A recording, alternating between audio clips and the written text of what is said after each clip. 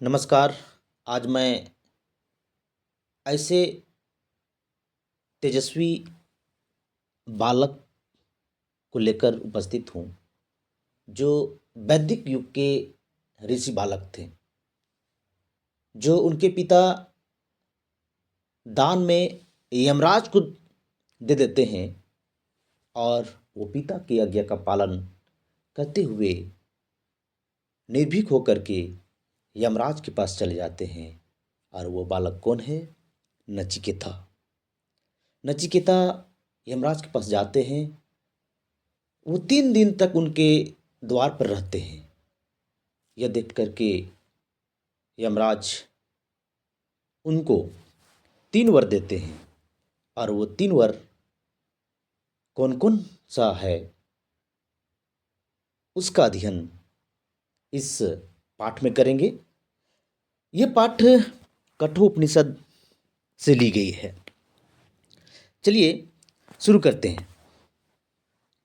पाठ का नाम है नचिकेता।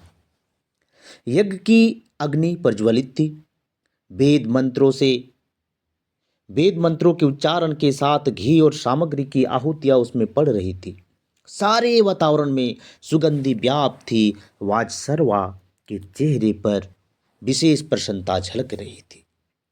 उसके द्वारा आयोजित यज्ञ की आज पूर्णाहुति जो थी, देश भर के बड़े बड़े विद्वान और ऋषि मुनि पधारे थे। यज्ञ के उपरांत वाजसरवा ब्राह्मणों को प्रभुत दक्षिणा देगा, ऐसा सभी सोच रहे थे। यज्ञ समाप्त हुआ। ब्राह्मणों ने वाजसरवा को आशीर्वाद दिया और वाजसरवा ने उन्हें दक्षिणा देना प्रारंभ किया। किंतु यज्ञ की इस अंतिम घड़ी में वाजसरवा को किस मोह ने घेर लिया। और कहाँ तो उसने निश्चय किया था कि यज्ञ की समाप्ति पर वो अपनी सारी संपत्ति दान कर देगा, और कहाँ दक्षिणा में देने लगा ऐसी निर्बल और बूढ़ी गायें जिन्होंने दूध देना ही बंद कर दिया था। लोग दबी जबान से वाजसरवा की आलोचना कर रहे हैं, किंतु सबसे अधिक दुखी है कोने में बैठा हुआ किशोर बालक। कौन है वह है वाजसरवा का पुत्र नचिकेता। अपने पिता की इस कृपणता को देखकर नचिकेता से न रहा गया। खिन्न मन से वह उनके पास गया और बोला, पिताजी, दक्षिणा में तो यजमान अपनी प्रिय से प्रिय वस्तु देते हैं। आपने तो ऐसी गायें दी है जिनका आपके लिए कोई उपयोग ही नहीं रह गया है। इससे आपको पुण्य नहीं मिलेगा।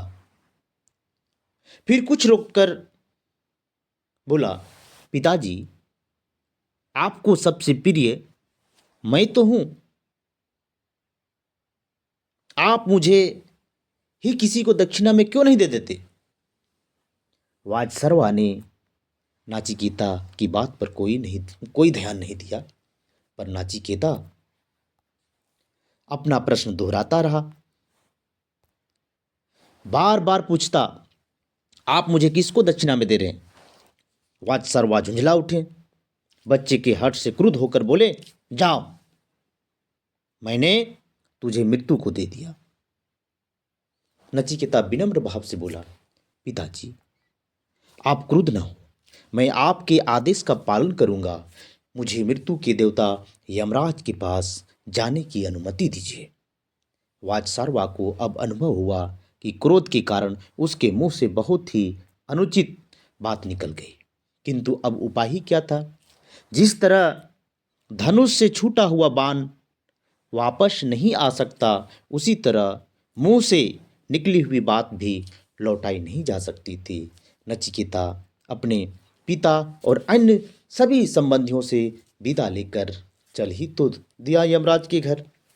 यमराज उस समय यमपुरी में नहीं थे। 3 दिन तक वह किशोर भूखा प्यासा उनके दरवाजे पर पड़ा रहा। यमराज लौटे तो एक ब्राह्मण कुमार को अपने घर इस दशा में देखकर बहुत दुखी हुए। साथ ही उनका ध्यान इस बात पर गए बिना नहीं रहा कि वो बालक अन्य बालकों से बहुत भिन्न था। उसके मुख पर तेज था और चेहरे पर दृढ़ता झलक रही थी। जिन यमराज के नाम से सभी मनुष्य थर थर कांप उठते हैं, उनके सम्मुख बालक नचिकेता बिना किसी भय के स्वाभिमान के साथ खड़ा था।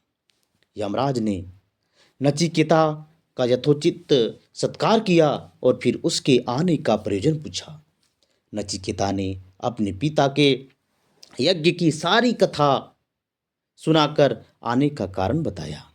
यमराज बोले, नचिकेता, तुम्हारी पितृभक्ति और दृढ़ निश्चय से मैं बहुत प्रसन्न हूँ। दृढ़ निश्चय से मैं बहुत प्रसन्न हूँ। साथ ही मुझे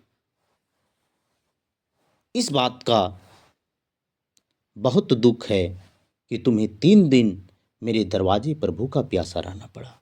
इसका प्रायश्चित करने के लिए मैं तुम्हें 3 वर देना चाहता हूँ। बोलो, क्या मांगते हो? नचिकेता बहुत प्रसन्न हुआ और बोला, धर्मराज, मुझे पहला वर तो यह दीजिए कि मेरे पिताजी का मुझ पर क्रोध शांत हो जाए और जब मैं आपके पास से वापस जाऊं तो वो मुझे पहचान ले और प्यार से बोले। ऐसा ही होगा, यमराज ने कहा। तुम्हारे लौटने पर तुम्हारे पिताजी तुमसे उसी तरह प्यार से बोलेंगे जैसे पहले बोलते थे। वे अपना सारा क्रोध भूल जाएंगे। अब दूसरा वर मांगो, यमराज बोले। वर मांगने से पहले नचिकेता ने काफी विचार किया। क्या मांगे वह? इस संसार में तो किसी चीज की इच्छा थी नहीं उसे। फिर उसे ध्यान आया कि बहुत से मनुष्य इस संसार से परे स्वर्ग की इच्छा करते हैं। उसके पिता ने भी तो स्वर्ग की अभिलाषा से ही यज्ञ किया था। वो यमराज से बोला, लोग कहते हैं कि स्वर्ग लोक में बहुत सुख मिलता है। ना वहाँ भूख प्यास की चिंता है, ना बुढ़ापा है, ना कोई रोग। वहाँ के निवासी हर समय अलौकिक सुख का ही उपभोग करते हैं।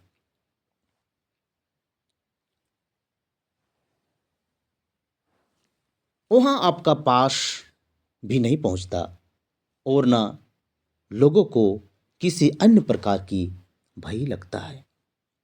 उस आनंदपूर्ण स्वर्ग को किस प्रकार प्राप्त किया जा सकता है, मुझे इसका उपदेश दीजिए। स्वर्ग के बारे में नचिकेता की जिज्ञासा जानकर यमराज को कुछ आश्चर्य हुआ। इतना छोटा सा बालक इस लोक में सुख देने वाली वस्तुएं न मांगकर अदृश्य स्वर्ग के बारे में प्रश्न कर रहा है। वचनबद्ध यमराज ने नचिकेता को सब विधियां बताई, सब विधियां समझाई जिनसे मनुष्य स्वर्ग प्राप्त कर सकता है। नचिकेता ने जो कुछ सीखा उसे जैसे का तैसा यमराज को सुना दिया। उसकी तीव्र बुद्धि और स्मरण शक्ति से यमराज बहुत प्रसन्न हुए। वत्स, अब तीसरा वर मांगो, यमराज ने कहा। नचिकेता ने फिर विचार किया। इस पृथ्वी की किसी वस्तु की अभिलाषा उसे थी नहीं। स्वर्ग का रहस्य यमराज ने बता ही दिया था, फिर वो क्या मांगे? पर संसार में एक वस्तु है जो पृथ्वी और स्वर्ग के सुख से भी बढ़कर है, और वह है हमारी आत्मा। मैं कौन हूं, कहां से आया हूं, मृत्यु के बाद मेरा क्या होगा, मेरी आत्मा का सच्चा स्वरूप क्या है? इस तरह के अनेक प्रश्न प्रायः नाचिकेता के मन में उठते रहते थे। वो यमराज से बोला, भगवान, कुछ लोग कहते हैं कि मृत्यु के बाद आत्मा रहती है, कुछ कहते हैं कि नहीं रहती, इस विषय में मेरा अज्ञान अब तक दूर नहीं हुआ। तीसरे वर्ग के रूप में कृपा कर मुझे आत्मा का रहस्य समझाइए।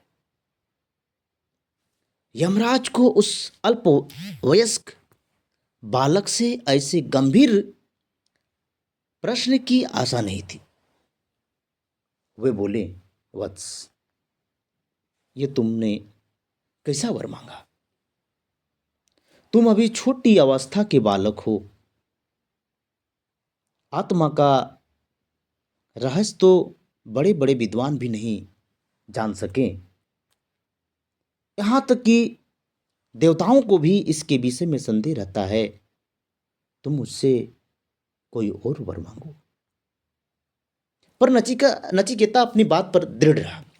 बोला कि जब बड़े बड़े विद्वान भी आत्मा का रहस्य नहीं जान पाए और जब देवताओं को भी इसके विषय में संदेह रहा है, तब तो मैं आत्मा का ज्ञान अवश्य प्राप्त करना चाहूंगा।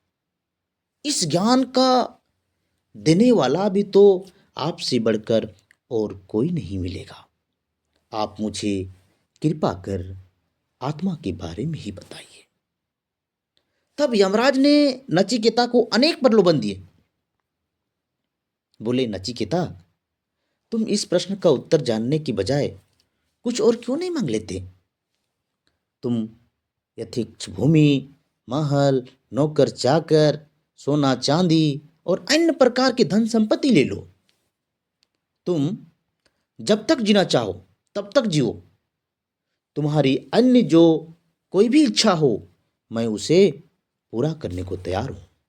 किंतु नचिकेता, आत्मा और मृत्यु के रहस्य के बारे में मत पूछो। तब शांत और गंभीर भाव से नचिकेता बोला, आपने जो इतनी चीजों का वरदान मुझे देने के लिए कहा, क्या इनमें से किसी से भी मनुष्य को सच्चा सुख मिल सका है? संसार के सुख शरीर और इंद्रियों को छीन ही तो करते हैं। धन से मनुष्य की तृप्ति नहीं हो सकती। मैं तो जन्म और मृत्यु के पीछे छिपे हुए रहस्य को ही जानना चाहता हूं। इसके अतिरिक्त और कोई वर मुझे नहीं चाहिए। यमराज की परीक्षा में नचिकेता खरा उतरा। संसार का कोई भी प्रलोभन उसे अपने निश्चय से डिगा नहीं सका। प्रसन्न होकर यमराज ने उपदेश देना प्रारंभ किया। आत्मा न तो कभी पैदा होती है न मरती है, वह अजर अमर है और शरीर के नष्ट हो जाने पर भी विद्यमान रहती है। आत्मा का ज्ञान ही सच्चा ज्ञान है। ज्ञानी मनुष्य सब प्राणियों को अपने अंदर और अपने आप को सब प्राणियों के अंदर दिखता है। अपने शरीर को यदि तुम एक रथ मानो तो इंद्रियां उसके घोड़े हैं और मन उन घोड़ों की लगाम है। बुद्धि सारथी के स्थान पर है और इस रथ पर बैठकर यात्रा करने वाला यात्री आत्मा है। उसी के लिए यह सारा खेल रचा गया है। जिस प्रकार दुष्ट घोड़े रथ में सवार व्यक्ति को संकट में डाल देते हैं, उसी प्रकार अनियंत्रित इंद्रियां मनुष्य को दुर्दशा की ओर ले जाती है। तो पुत्र, उठो, जागो और श्रेष्ठ व्यक्तियों के पास जाकर उनसे ज्ञान प्राप्त करो। बालक नचिकेता ने यम के उपदेश पर आचरण किया और वह बड़ा होकर विद्वान और धर्मात्मा ऋषि बना। तो नचिकेता ने यमराज से 3 वर मांगा। कौन कौन?